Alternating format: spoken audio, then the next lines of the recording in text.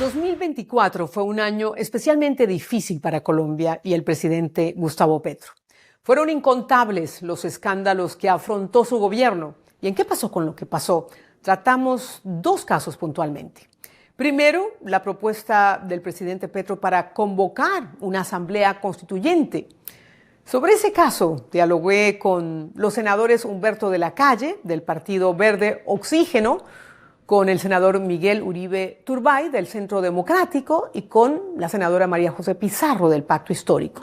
Si esta posibilidad de un gobierno electo popularmente en medio de este Estado y bajo la Constitución de Colombia no puede aplicar la Constitución porque lo rodean para no aplicarla y le impiden, entonces Colombia tiene que ir a una Asamblea Nacional Constituyente. Este anuncio del presidente de Colombia, Gustavo Petro, desató una ola de incertidumbre a lo largo y ancho del país. Y es que una asamblea constituyente no estaba entre los planes de los colombianos cuando eligieron al primer presidente de izquierda en toda su historia. Sobre todo porque el propio Petro había dicho en numerosas ocasiones que de llegar a la presidencia no convocaría a una asamblea constituyente. ¿Pero va a haber o no asamblea constituyente? No, porque si logramos ese acuerdo en el Congreso, las reformas que estamos planteando, que son de ley la mayoría, no de reforma constitucional, se pueden hacer en el Congreso. En Colombia no se necesita una nueva constitución, se necesita aplicarla. ¿Por qué cambió de opinión? No, es que no cambié, es que mira. Entonces, si quiere una asamblea constituyente. No, yo no quiero una asamblea constituyente porque la Constitución del 91 me permite hacer los cambios que quiero hacer en el país. Y estas son realmente las veces que me lo afirmó a mí personalmente en entrevistas que me concedió, que no convocaría a una constituyente. Petro dice que con este cambio a la Constitución no busca ampliar su mandato, sino reformar la Constitución aprobada en 1991. ¿Pero le podemos creer? Además, ¿qué posibilidades tiene realmente de aprobarse esta convocatoria? ¿Qué busca al decir que el país necesita una asamblea constituyente? Se lo quiero preguntar al propio presidente Petro, pero hasta el momento sigo esperando la oportunidad de volver a entrevistar. Todo esto lo vamos a conversar aquí en ¿Qué pasó con lo que pasó? Con tres senadores. Humberto de la Calle, además ex vicepresidente de Colombia, el senador opositor Miguel Uribe Turbay y la senadora de izquierda María José Pizarro. Senador de la Calle, gracias por acompañarnos en ¿Qué pasó con lo que pasó? Para hablar de esta sorpresiva propuesta que le hace el presidente de Colombia, Gustavo Petro, al país. ¿Cómo recibe esta propuesta que le hace después de que en campaña lo negó hasta el cansancio, que convocaría una asamblea constituyente, y ahora que llegó al poder, pues hace totalmente lo contrario?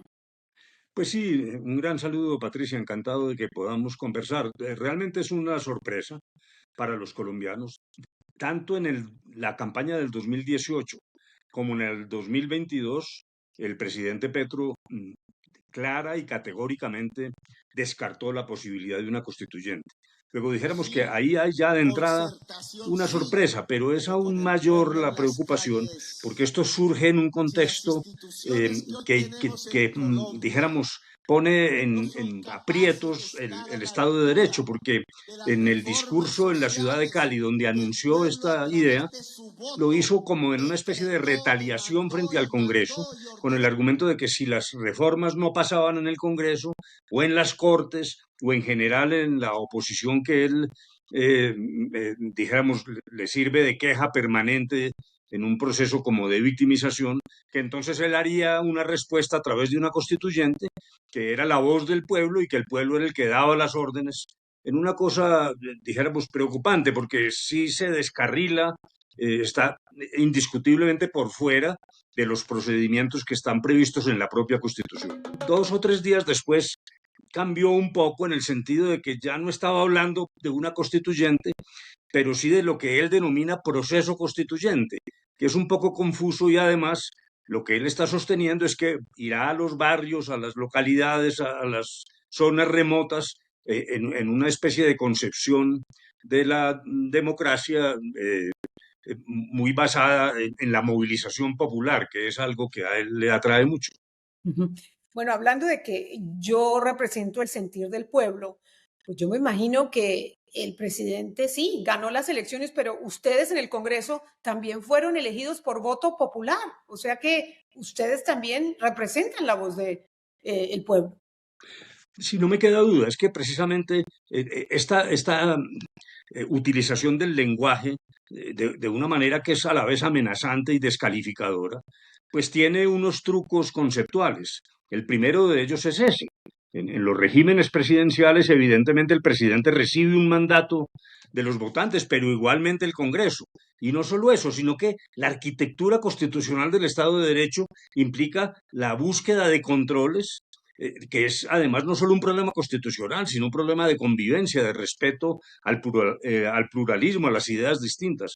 Eso es lo que se pone en jaque y en juego cuando él dice: yo estaré con el pueblo, que le ordena a todos, incluso a mí, pero yo interpreto esa voz del pueblo, que es la voz suprema, con la teoría esta del constituyente primario, lo cual realmente el constituyente primario puede funcionar cuando nace el régimen, pero realmente el Estado de Derecho no se basa en una especie de democracia de tropel, de democracia callejera, de democracia de agitación permanente. Ahora, muchos dicen que esta propuesta del presidente Petro es una cortina de humo porque no tiene los votos en el Congreso. Usted hace parte de la Comisión Primera que trata los temas constitucionales.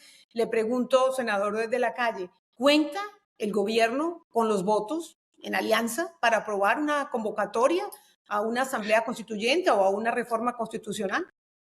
Pues yo diría lo siguiente: si la vía es la correcta, es decir, la vía constitucional, es decir, la presentación de un proyecto de ley y esta serie de pasos que ya describí, no creo, yo no veo en el Congreso ninguna posibilidad de que sea aprobada. Pero como él tiene la vía alterna, que ya describí, la de los cabildos, la de la agitación callejera, pues ahí puede estar creando hechos que en mi opinión no son tanto dirigidos a un resultado concreto, sino a llegar en el 2026, dijéramos, con un lenguaje que podría ser de este tamaño. Es decir, yo vine a hacer el cambio, la oligarquía no me dejó, los neoliberales no me dejaron, los corruptos no me dejaron, entonces mi partido necesita una segunda oportunidad. Yo no estoy pensando que él busque la reelección, o por lo menos no tengo forma de afirmar eso, pero lo que quiere es que su partido continúe en el 26, lo cual es legítimo en democracia, pero eso es lo que me parece que le da contexto a toda esta